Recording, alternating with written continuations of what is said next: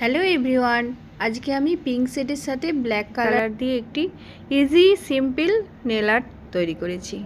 তো step by step tutorial ভিডিওটি তোমরা দেখে নাও। প্রথমে আমি ব্ল্যাক কালারের সাথে টপ কোট মিশিয়ে কালারটিকে হালকা করে নিয়ে একটি কার্ভ লাইন ড্র করে নিচের দিকটা ভালো করে ভর্তি করে নিয়েছি। দেন ওটাকে 60 সেকেন্ড কিওর করার পর র ব্ল্যাক কালার দিয়ে আবার কার্ভ লাইন একটি ড্র করে নিচের দিকটা ভর্তি করেছি। দেন ওটা কিওর করে নিয়েছি 60 সেকেন্ড। তারপরে উপরের দিকে যে লাইট শেডের অংশটি ছিল ব্ল্যাক কালারের, তার উপরে ছোট ছোট ডট দিয়ে দিয়েছি। ডটের কোনো ডিরেকশান নেই, এমনি দিলেই হবে। দেন ওটা 60 সেকেন্ড আবার কিওর করে নিতে হবে। কিওর করে নেওয়ার পর আমি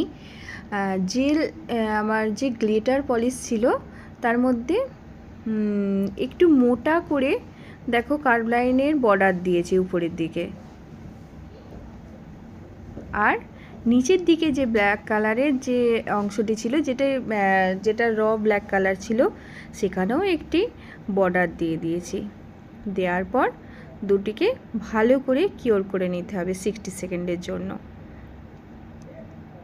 তারপরে টপ কোট লাগিয়ে আর্টটিকে সিল করে নিতে হবে এবং 60 সেকেন্ডের জন্য কিওর করে নিলে রেডি হয়ে যাবে নেল আর্টটি।